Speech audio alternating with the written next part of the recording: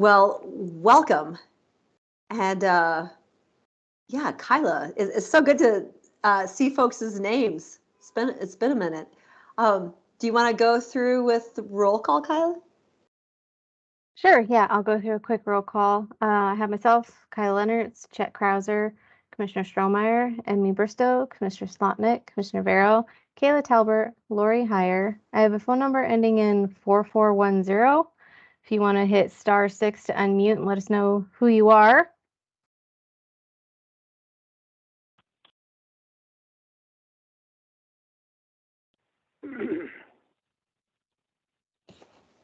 Looks like you were able to unmute. Who's the phone number dialing in ending in 4410? I said this is Tom Tucker at West Valley Community. Perfect. Council. Thanks, Tom. We got you that time. We have Bert Caldwell, Damon Leishman, Emily Herndon, Kathy Coors, MCAT, Rick Hall, Tom Browder, and then Tom Tucker with West Valley Community Council. Anyone else I missed? Okay, I'll give it back to you, Commissioner Barrow. Okay, thanks. Looks like we have a pretty quick agenda here, but so we'll start out with a community needs assessment.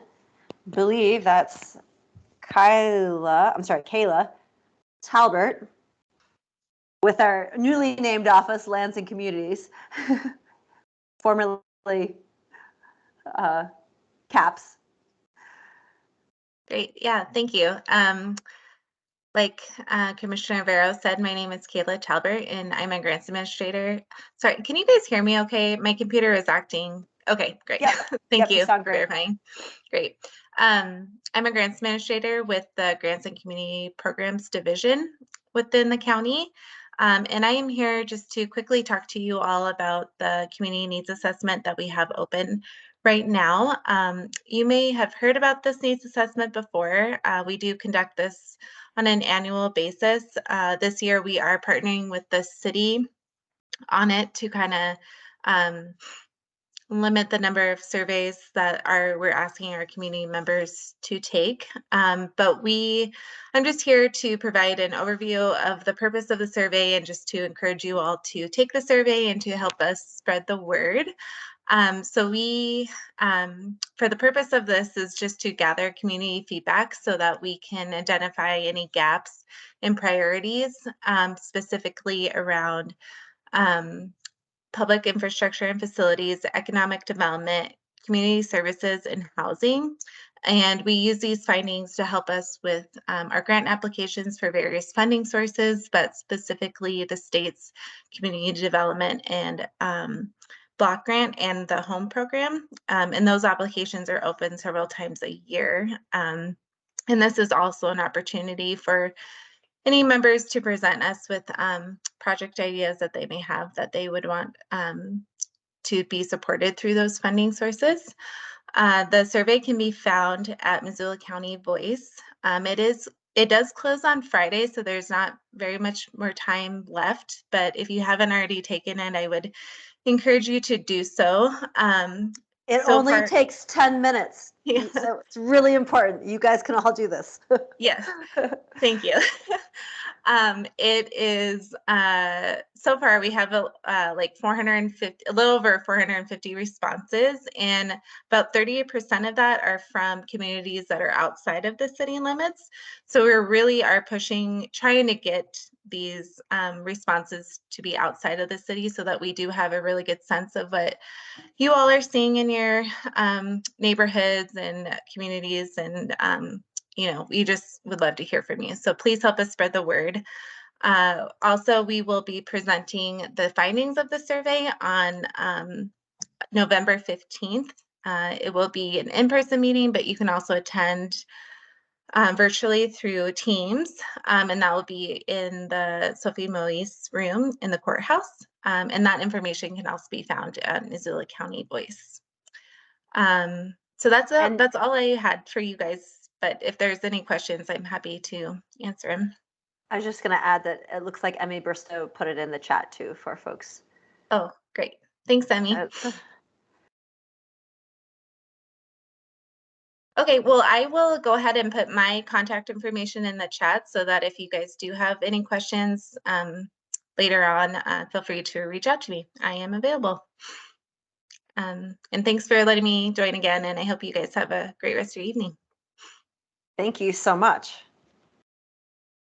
Okay, looks like next we have CFAC's Food Policy Board with Erica Berglund. CFAC, sorry, Community Food and Agriculture Coalition. And it's a food assessment survey update. Hi, everyone. Good evening. Thanks for having me. Yeah, so my name's Erica Berglund. I'm the current chair of actually the Missoula City County Food Policy Advisory Board. And if you're not familiar, it's all good. We do have representation from CFAC on our board. But if you're not familiar with our board, our charge is basically to recommend policy to the city and county around, creating a vibrant local food economy, making sure folks have access to local healthy food, those sorts of things, and ensuring that we protect ability to grow food in the county. So anyway, not to confuse everyone with another survey, we similarly it's pretty similar to the needs assessment, but I just wanted to take this opportunity to share with you all, especially because we are really interested in gaining some responses from communities outside of city limits. So basically this survey asks Missoula County residents what kinds of agriculture and food issues they're most interested in, the sorts of kind of habits they have around their food purchasing and how they access food for themselves and their households, those sorts of things. So it's really a way for our board to learn more about Missoula County residents and what they care about when it comes to food and agriculture, because we want to make sure our policy recommendations are really rooted in the community. And so yeah, this is our second time doing this survey, and we really are putting in some additional effort to get it out far and wide. It'll be open for a month, ending on November 23rd, which is the day before Thanksgiving. So it, similarly to the needs assessment, is also on the Missoula County Voice page, and it'll be linked on the city page as well. But we can share that link with you. But I would love if anyone just has any immediate thoughts of how we can share this with your communities. I would appreciate hearing from you, or, I will also put my contact information in the chat if you want to follow up with me later. But Thanks, Erica. Does anyone have any outreach ideas to be shared with Erica right now? Such a quiet bunch. Okay. Oh, now we get to the fun part. This is it? And now I have to put my glasses back on again, make sure I'm reading it correctly so I don't mangle acronyms. Embarrassing. I just keep thinking CFAC and it's just like lodged in my brain. Wow, so we're back down to round robin. Let's hear from all the councils. Why don't we just start with Bonner? Looks like we have 3 of those members on.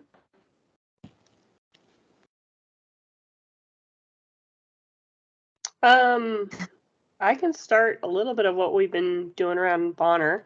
We're still waiting for further progress, which Rick can talk to us more about, is the commercial subdivision and their progress forward, and getting the community out to make, getting word out to the community to be able to make comment on that project. But right now we're just waiting for that to continue to progress. We've mostly been last couple months, we've had just a lot of candidates come on and talk about their positions and what they're planning on doing if they get reelected and why they should be voted for. And then we had the fun drop-ins of, what would you call those? People that just said really nasty things. That was really interesting. What were they, Rick? What do we refer to them?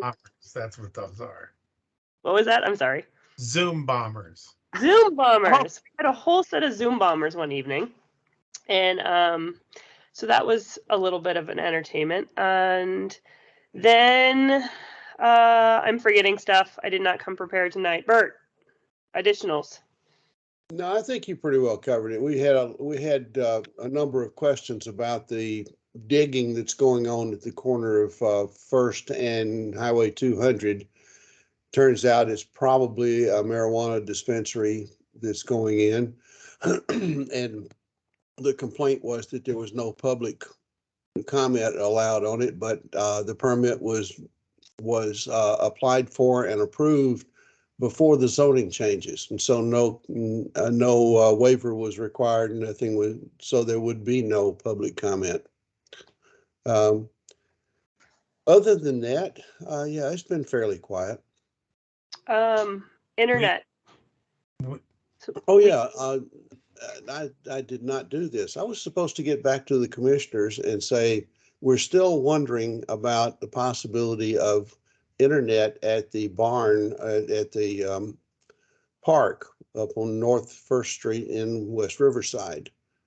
We talked about that a couple of months ago, that it had been removed, and we would like to have meetings there, right? I'm sorry? We would like to have meetings there and be able to have a hybrid meeting. That's why we really need internet there. Right. Hey, Juanita? Yeah. Go ahead, This is Dave. Dave. So, Bert, yeah, there was a whole flurry of email traffic on our end and correspondence with Parks, Trails, and Open Lands. And I thought that there was and our IT department also, I thought there was some activity in figuring that out, but I can't remember what it was. So we clearly need to get back to you on that. Yeah, we hadn't heard anything about that. And the Bonner Historical Society they've gotten internet at the little museum here. But if we go live, that would not even be enough room for the council, much less, people from the area to come in. So we really need the barn if we're going to have live meetings and or hybrid meetings. And to have hybrid, obviously, we need the internet. I'm wondering, does Chet or Lori have any updates on this? I'm just looking at any county staff. Yeah, well, Lori may remember better than I do. I was remembering exactly what Dave just said, but I honestly can't remember where that ended up. So, Lori, if you remember, if you want to share, otherwise we can definitely follow up with you, Bert. That sounds great. We'd appreciate it. Yeah, following up would be a fantastic thing. Okay. Speaking of which, And apologies, Bert. Our apologies, because this had been discussed months and months ago, and I thought it had been resolved by now, but we'll get it figured out. I was going to toss in another thing. I don't have a chat. I can't see anything that's in the chat. I got no place to get to it. I'm thinking only the. I have also lost my chat. There's some major Windows and Apple upgrades that have been happening recently, so my chat does exist. So that's and I'm not on chat. So, but if everything's on Missoula County Voice, we can find it and distribute it. The 2 assessments are on Missoula County Voice, and I'll send out email recap with all of these links and contact emails and comment period timeframes. So you all have that as well in an email. Thank you. Thank you. Thanks so much, Kyla. And I guess I could add, are you done, Bert? I am done. We also had someone talk to us about seeking a pickleball court at one of the parks. I guess that's a thing now, pickleball is. And also it brought up a discussion of general maintenance on West Riverside Park, and whether we could get that. Also brought some emails about possible grants for our park, as no one is maintaining it at this point. We're talking about the Old Lions Park, the West Riverside Park. and so how to upgrade some of the play equipment and make it safer, where the funds for that would come from. And that also brought up some discussion with the TIF-TED funds for the West Riverside, the West Bonner log yard, whether we could use funds for that as well. So, and then that sort of segues into the subject of the West West log yard. They are right now deficient on their application, so it's not scheduled. There's not going anywhere until the applicant gets all the paperwork done that they need to get it on the agenda for the planning, for the Consolidated Planning Board to consider, which would be the next step. We do plan on sending out a mailing when we know a date and a website, because it is not yet on Missoula Voice yet. And it won't be until the applicant does the things that they need to do. So we did get a lot of input from our neighborhood meetings that the statutory requirement for mailings for the neighbors wasn't sufficient for the people that feel like they're impacted. So that's why we're doing our mailing to supplement that, just so we can get a good amount of community input on what is going to be a fairly large commercial project or industrial project in our area. And so we've got that in our budget to do, and I'm also the treasurer, so we're submitting our budget, and then we will do it on the next round. So we're just kind of waiting for the applicant to do what they need to, and that's where we stand on that. Hey, Rick, where did folks say they wanted the pickleball court to be? Bert, it was a Peltsville or somewhere like that. I don't remember. Actually, it was up at the park. They wanted it in the park area. There's a lot of extra space there. Well, they talked about an existing tennis court and using it, right? Maybe. I'm not real sure. Not real sure. But we can get their contact info. But it was in the West Riverside area, so. Yeah. Okay, West Riverside Park area is where folks were thinking that they wanted a pickleball court. Right. Okay. And to speak to your thoughts there, Rick, my brother-in-law from Indianapolis was here the past week, and he lives in a retirement community that has 2 outdoor pickleball courts and an indoor pickleball court, and he's become a convert. So, and there are national tournaments, and so it is a thing. It's not becoming one; it is one. Right. And we've got it here too. So. Well, I'm too old for tennis now, Bert, so I might as well give pickleball a try. Let's go. Let's go. I'm done. Thank you. Chet? Yeah, I just thought I would, I can pass along this information, Rick, to our Parks, Trails, Open Land staff, and even the maintenance piece. And you said for West Riverside Lions Park, right? Correct. Yeah, I'll definitely do that. In terms of some of the upgrade opportunities and funds, it prompted me to think, and I can pass this along too. I don't have it at the tip of my fingers, but we'll make sure that it gets out with the materials from the meeting. The Parks Trails Matching Grant Program is just opening back up again, so that's one to put on the radar. And I know there have been some changes this year where I think there might even be opportunities for some preference if communities bring forward proposals that are for county parks, to just try to kind of connect the dots a little bit there. So just one thing to put on your radar. And again, I'll send some more information on that so that you've got it handy. I apologize, I can't get it in the chat right this second, but. We don't have chat anyway. We can't see the chat anyway, so that's okay. Oh, well, perfect. I've got a good excuse then. You could just email it to the Bonner Milltown email address. We'll all get it. Sounds Thank great. you. Just a quick update. Lori is having microphone problems, but she said that she is working on and looking into the internet for some of the meeting areas for all of the councils. So she will be following up with that. Great, thank you. Moving down the list, I don't see anyone from East Missoula unless I'm mistaken. Someone can speak up. Or Lolo. Is anyone on from Lolo? Don't see anyone. Okay. Let's go ahead and go to Sealy Lake. Whoa, thank you. Obviously, oh, and I know Lori's having microphone problems. She did bust me for not having sent any agendas or minutes this year, like we've never met. But they should all be on the way, Lori, if you haven't received them already. So our big thing up in Sealy is the Holland Lake redevelopment. And I will say that, and of course, just to preface that, jurisdictionally, it's interesting because it's on the Flathead Forest, which means the Forest Service decisions are made in Kalispell, but it's in Missoula County. So should anything happen, it will be done and inspected by Missoula County. Probably, I mean, going back to when I worked up there in the late 60s, I've never seen anything get as the Sealy Swan Valley as worked up as this plan to redevelop Holland Lake.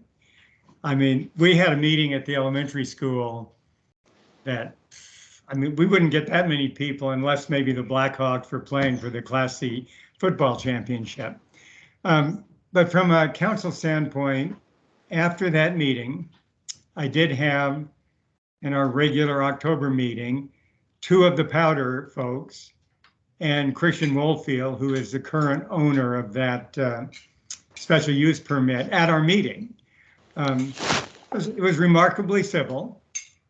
It had a bit of a, people knew about it. It even had a lobbyist from Washington, D.C. come in via Zoom. So, we sort of framed it as, in the council, we're not going to talk about what the Forest Service does or doesn't do because that's out of our realm of what we do, but what are the impacts? And this is what I'd like the commissioners to start thinking about. Whatever might happen there, it will impact this little remote end of Missoula County, will impact the roads, emergency services, and much of this has come out. I mean, the big meeting at the school got pretty lively, although repetitious after a while. What it will do for local businesses.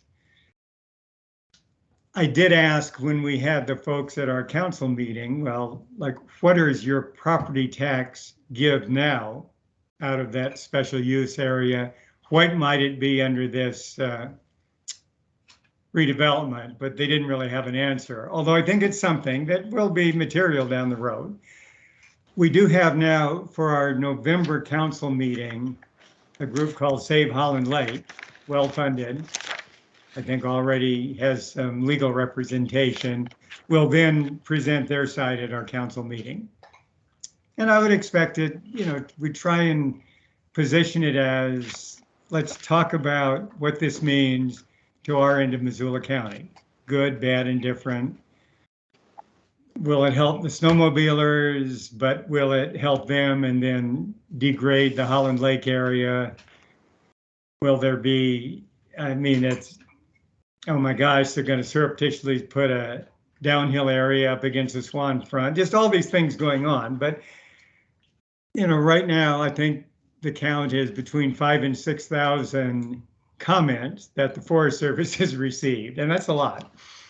And they're probably 98% negative, but it doesn't mean that something won't happen. And, the current owner, Christian, is, it's his business. He owns that permit and he can sell it to anyone he wants, but they have to use it under the terms of the agreement. So that's a big thing going on up in Sealy. I think if, I'm sure the commissioners are staying on top of it.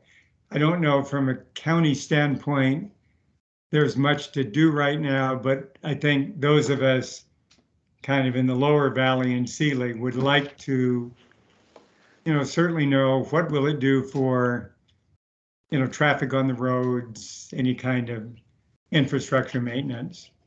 Yeah, so that's what's happening up our way.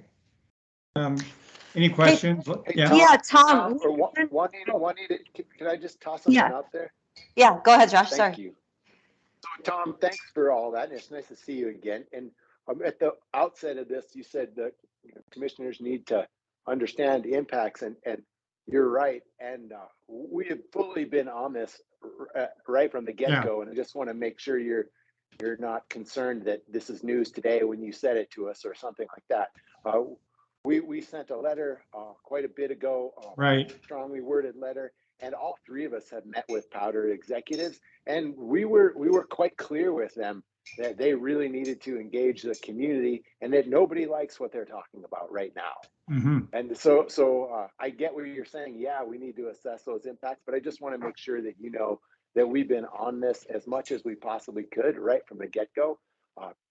All three of us have met with their executives and interacted with the Forest Service as well. So we will be relentless on this, and Juanita? just want you to know that. Oh, sorry, Yeah, go ahead, Dave. Yeah, thanks, and thanks, Josh. Yes. Yeah, yeah, and just to add a little bit more to what Josh said, Tom. So if you've not seen it yet, we did submit relatively extensive comments to the Forest Service. Yeah, we've seen those. You're right, and I think we saw the letter you did. Yeah. Yeah, and we were able to corner the executives as well. Well, Josh and I were actually attending a conference in Colorado a couple months back, and one of the panelists on one of the panels during the conference happened to be an executive of Powder, and we availed ourselves. We were not expecting this person to be there, but we availed ourselves of the opportunity, and I think provided some frank input on the public engagement process that they have used or lack thereof, and they got an earful from us. So just to allay any fears, we are on this totally. And what's Tom, they followed up as per our instructions. We said, you guys have to get with the Sealy Community Council. You have to get with the Swan Valley Community Council. Here are the phone numbers. You have to do this. They did it. And I'm not defending them. I don't like their idea. I just want you to know that I don't believe that would have happened if we hadn't kicked them in the butt. Well, it's been good. I mean, as I said, in all the time I've been around there, I've never seen this many people. And I see Kathy's on the call as well, and she's in the epicenter. Get on board about one issue. And I just, the next step in the process, they're reviewing the 6,000 comments. And when was the next meeting or an update on their thoughts? Does anyone have a ballpark date on when that's supposed to happen? You know, I think I was at the elementary school meeting, and if it was a lesson in anything to the Forest Service, and the supervisor, Kurt, was down from Kalispell, if you're going to face a potentially hostile audience, you probably should be well prepared, because there are a few times when a pretty obvious question, like are there grizzlies there or not? Well, that shouldn't be too hard to have an answer. And yet that became one of those things, you know, it's like, well, hey, you answer that. Well, no, you answer it. And then the process part of it, you know, the supervisor's office is kind of bureaucratic. So again, I think now that these initial meetings have happened and the commissioners have weighed in, we all have, you know, Kathy will be sharing her perspective that what I've heard is that sometime in the spring, something should come out of the Flathead supervisor's office with an update. Okay, thanks. Yeah. Hey, sorry I'm on here for Clinton, but we have a cabin on Holland, so I've been following it super closely, and I was at that meeting too, Tom. Oh, you were? And what I wrote down on my notes is that she's going to go through the comments, and her goal is to have them read by the end of November, and that there will be something that comes out around that time. I honestly think that's pretty ambitious for the number of comments. Yeah. Although Lucy Dayton has already read all 6,400 of them and categorized them, so they may be moving through it. But and then the new, like, either the decision or whatever, I think you're right, is in March is their goal. It's in the spring.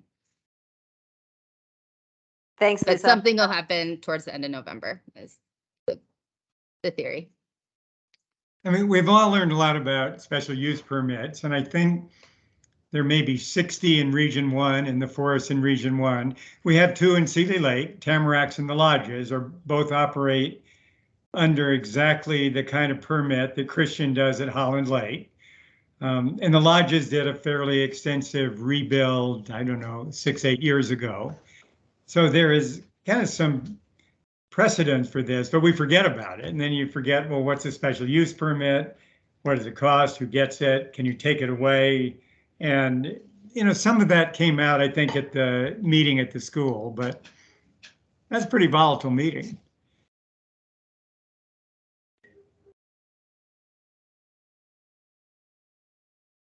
But we will, from a community council standpoint, so we'll have the Save Holland people in November.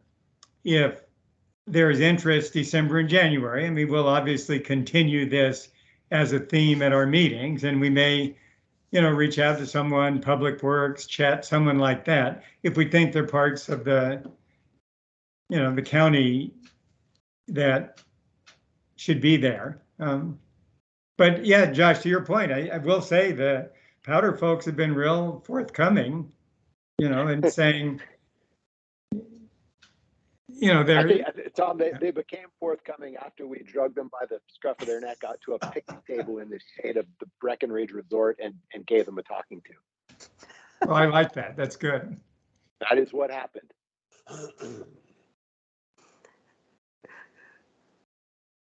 I didn't have a picnic table. Mine was maybe a gentler talking to. They were on their best behavior when they were here to see you. Yeah. I mean, one last Hey, thing. Tom. I think this is, you know, our council is pretty diverse politically. So, you know, there is the business aspect of what's going on, not just Holland Lake, but I think our environment in general. And, you know, Juanita's part of that, and Rich Ranch up where we are, and Double Arrow Lodge and Tamaracks. So and we're a poor community, let's face it. We can't even afford to design a sewer that people can pay for. So there's the business part of it. And if money comes in, you know, the Bonner Mill was redeveloped, made a lot of good jobs. So I think there is an undercurrent of folks in the area that are looking at it through that lens, maybe a little afraid to speak out now because there's such a huge negative vibe about the whole thing. But I do think as, you know, we go through this and, you know, we have November and then spring with things coming from the Forest Service. It's certainly, I think, from a council standpoint, we need to look at that part of anything like this. So that's all I have to say. Obviously, I could talk for another hour, but you don't want to hear that, so. No, we don't. Thanks Tom, so much, Tom. Sorry, go ahead, Chad. This is Chet. This is Chet really quick. By all means, feel free to reach out. I visited with Kathy and some other folks up in the Condon area and have been trying to make some connections. If I can, just connected them with some tribal folks too, to make sure that they're getting the right people at their meetings, and did listen in on the Seeley meeting as well. So yeah, if there's anything I can do, or as I told some of the folks in the Swan, if you're hearing things or have questions and want to give a call and put it on our radar, I'm more than happy to be a resource that way. Oh, that's great. Thanks, Chet. Just one off the wall question, Tom. Yeah. What's that thing behind you hanging from the ceiling? Other side. It's an angel, and It's an angel. It's an angel. Yeah. I want one. Maybe, I don't know. And it's probably from the Philippines because I lived there 2 years, and I'm at my brother and sister-in-law's house in Missoula now, and my sister-in-law came to visit us a couple of times. So it's probably, yeah, it's, you know, might have been from Cebu or something like that. I couldn't figure it out. Sorry. I have a flying pig. Tom, were you a Peace Corps volunteer? No, I was running a global support operation out of Manila. Very cryptic. Anyone Okay. else? Yeah. I Oh, think, sorry. yeah, I think with that, we can go ahead and move on to the Swan Valley if Kathy has anything to share. Well, like Tom mentioned, it's mostly Holland Lake, and he's correct. Probably the first time the community has been very united in their fears against the expansion as proposed. I think at the public Condon meeting, we had ours the afternoon that the Sealy evening meeting happened. Ours was in the afternoon. It was the Forest Service powder. And it was very well attended by, political representatives and reporters and community members.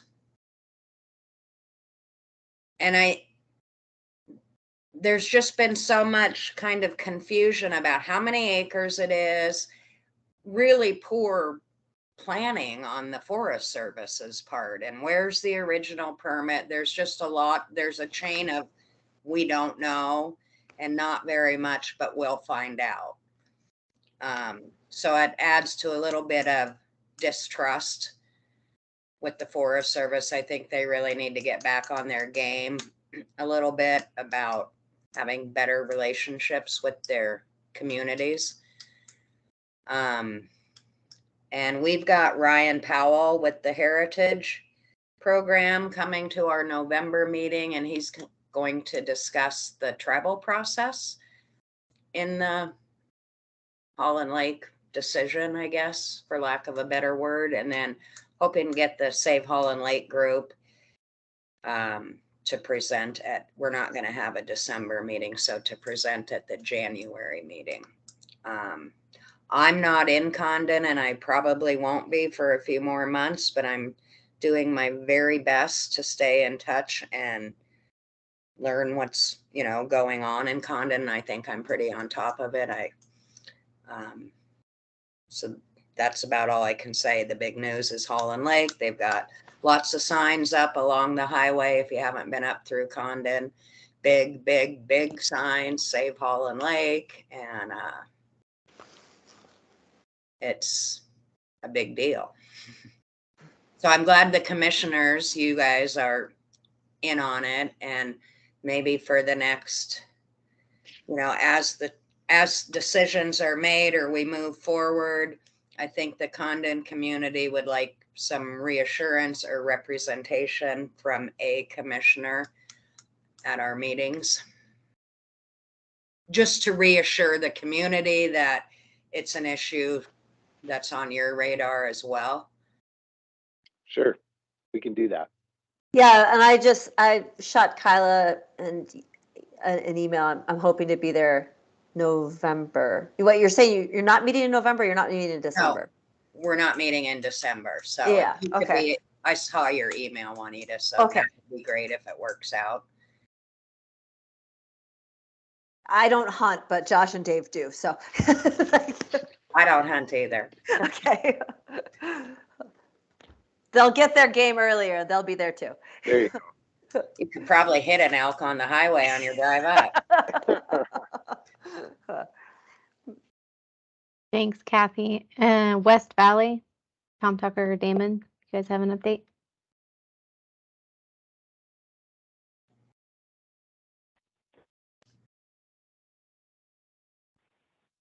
I say this is Tom Tucker.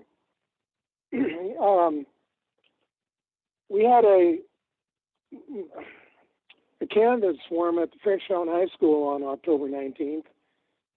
Seemed to be a good turnout of candidates, but not so much from the community. But one of the fellows asked me to look into this, and that is that apparently some company put in a natural gas line from the Smurfett Stone tap, went down Mullen Road, under the underpass and out to that new subdivision they're putting in on the frontage road there, between the frontage road and the freeway. So it looks like that natural gas line is going to serve a bunch of those new homes that are right there in that area. Is the county aware of that job that was being going on? So I want to just respond. If you say, is the county aware? Somebody is. Yeah. I can't say. Are you aware of that? I can't say that the three of us are aware of it, but a person couldn't move a natural gas line like that without a permit. So it went through some type of process. What we can do is dig in and get you some more detail, but certainly this wasn't kind of a rogue cowboy act that moved Well, without any regulation but we can I called the DOT find out what happened. and they said they were aware of what was going on, but I never did hear back from them. So my question is, do I need to get a hold of them or who the permittee was? Find out if we can run that gas line down the frontage road to the Frenchtown High School and get them on natural gas. Also, the grade school, which would be on the south side of Mullen Road. That would certainly help with the cost of buying propane and filling those 3 or 4 very humongous propane tanks. You see where I'm coming from? So who supplies natural gas out there? Is it Northwestern Energy? I assume it's Northwestern Energy. They've probably been supplying natural gas there to run their boilers when the mill was running, 12 years ago. So, I mean, that would be the easiest call, is just to Northwestern Energy and ask, how do you get gas service to whatever location you're interested in? well, I will do that. I'll follow up on that. We'll also follow up and get better details on our end. We could find out what's going on for sure. I bet Chet could if he's on the line. Because that would save the taxpayers a lot of money on propane, because that stuff is not cheap. For sure. We'll look into where who ran this natural gas line and get some info for you. Okay, because I never did see their company logo on their equipment when I go down the frontage road. So appreciate that. Thanks. Yeah, thank you, Tom. Damon, you still on board? I am, but you covered everything, Tom. I appreciate it. Sorry. That's all I got. Okay, that covers. Oh, do you have another update? Okay, that covers the active councils. I do see that Lisa is still online. Lisa, if you want to come back on and just talk about what your process is right now and what you're working through for the Clinton Community Council, you're free to do that.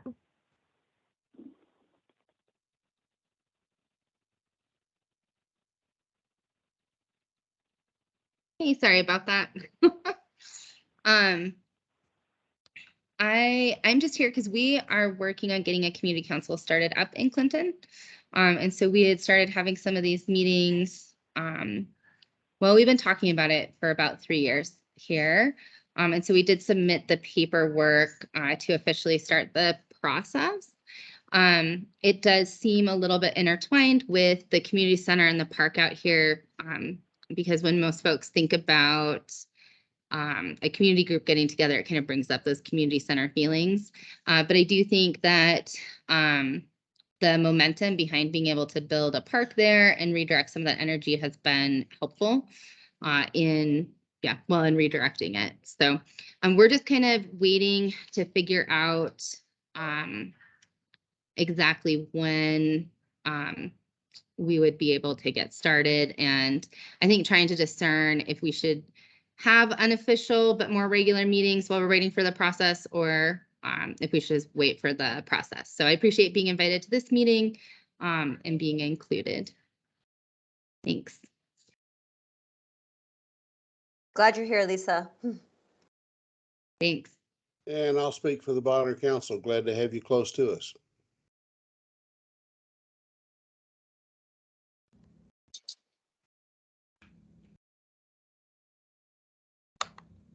Well, Tom has his hand up. Yeah, unrelated to Holland Lake. So I know that we get our allocation every year for meeting expenses. And you might have talked about this, but could internet monthly bills be charged against that?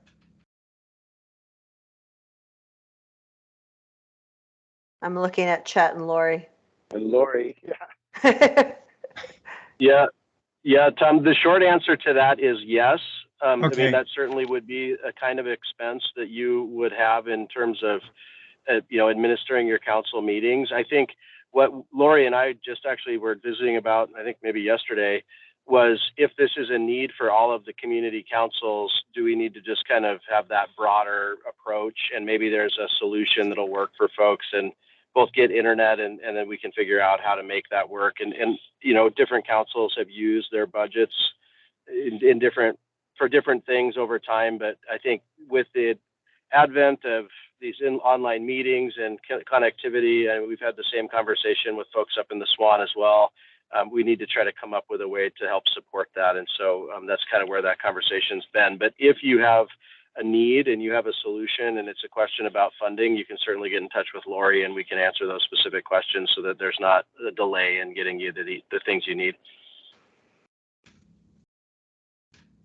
Great, thanks. I mean, we're lucky we won't face that because of the meeting space we have. It's available, but it seemed like with, MiFi's or something like that, it might solve some, because we've really benefited by having hybrid meetings. Lobbyists from Washington can join us. That's exciting, because we can do Zoom plus in-person meeting.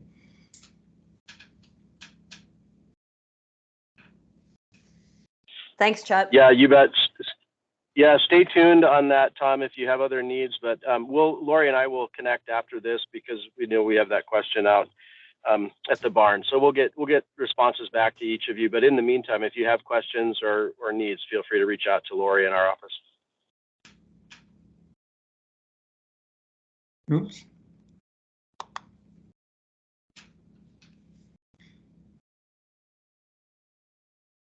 Oh, it looks like Rick, just when Kyla's going to wrap us up. No, go ahead, Rick.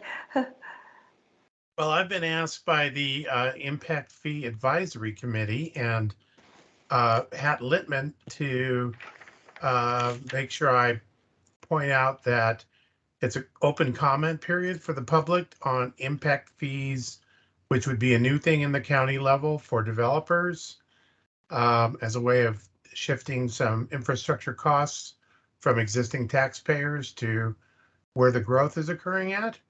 And they are looking for input. They just had a big public meeting tonight at the library where I believe when I left, absolutely nobody showed up. So we're going to post something up on our Bonner Milltown Community Council. And there is a place for comment on Missoula Voice. I'm encouraging everyone to please comment on your feelings about impact fees. That's what we need right now. So I've done my part now. Thanks, Rick. Thanks. Kathy, it looks like your hand is up. Oh, sorry, Dave. Oh, if Kathy has her hand up, she can go first.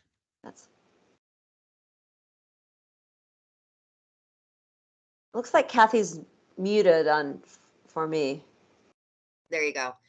I just want to remind you that the Swan Valley Community Plan has been in Missoula's hands since before COVID, and it might be a good idea to revisit that a little bit because over and over it states Condon residents value the rural lifestyle, and powder doesn't really fit in with a rural lifestyle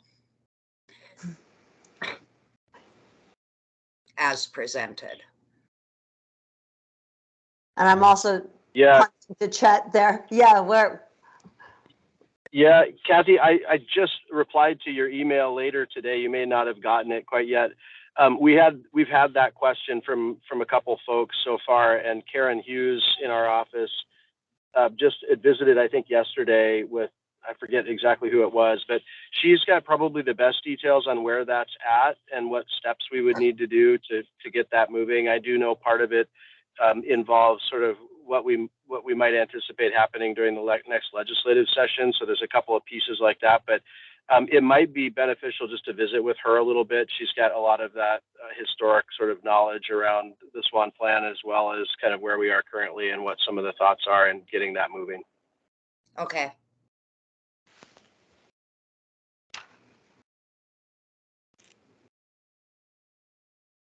okay. Kyla. Yeah, Hey, that's, I Oh, think, I'm sorry, Dave. Yeah, before I'm you go, sorry. so And one, could I do one after Dave? Oh, yes, okay. so I was down at in Lolo here a while back, not that far back, maybe I guess just a few weeks ago, for a community council gathering, and I got an earful from someone there, which is not all that infrequent in Lolo. But what the earful was about was that in this person's thinking, we no longer do all community council meetings like these. Well, I had to disappoint the person that in letting her know that not only do we still do all community council meetings, but we do them every single month, and we have been for several years now. So my request to everyone on the line would be, feel free to let your community councils know that these meetings are happening, and these are public meetings. They're open to anyone who wants to attend.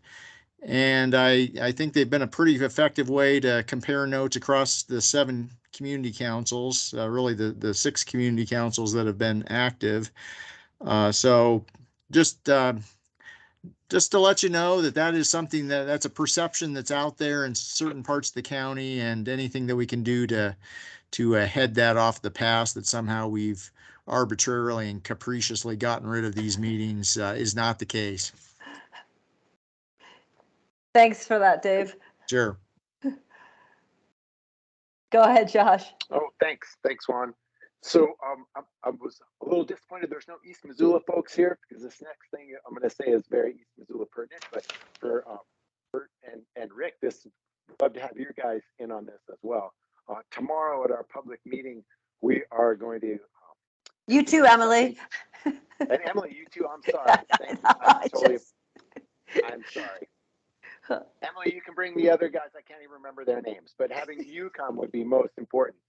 So tomorrow we're going to be talking about a potential zoning issue on a parking area that we are partnering with Fish, Wildlife, and Parks in creating just up the road from the existing Cheyron River access.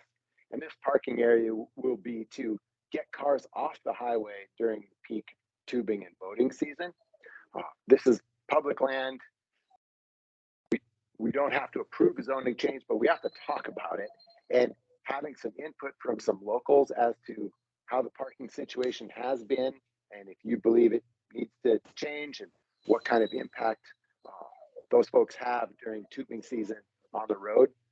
It would really be great to hear. We did send notes out, but I'm just informally and personally inviting you to come chat or teams in.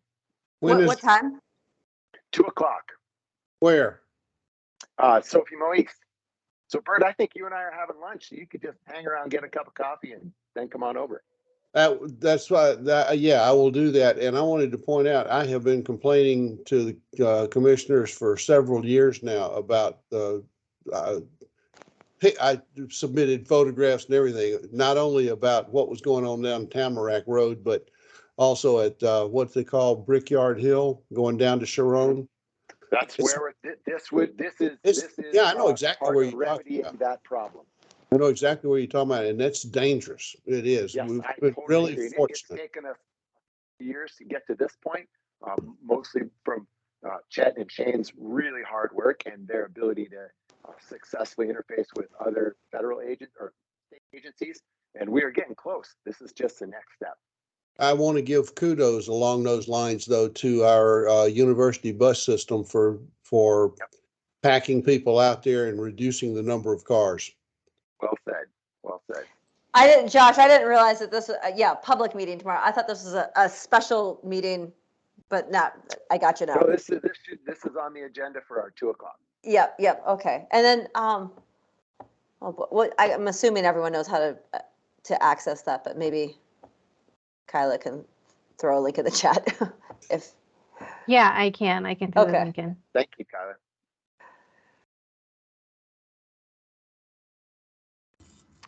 Okay, 7:26. Oh, Oops. sorry. No, go ahead, Emily. It's like a dark shadow right now. Well, anyway, just wanted to throw out a quick reminder to everyone that Election Day is November 8th, and make sure to get your ballots in and spread the word. And also, if you have any questions, make sure to visit MissoulaVotes.com to find out anything you need to know about election stuff. So yeah, just wanted to throw that quick reminder out.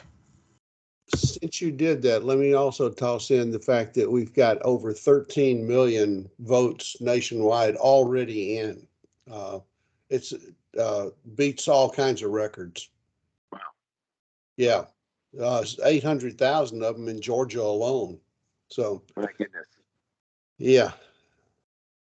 These are intense times we're living through. Okay, let's go have some dinner. Nice call, Juan. Thank you, Okay. everybody. Thanks, everyone. Great to see you all. Thanks. Thank you.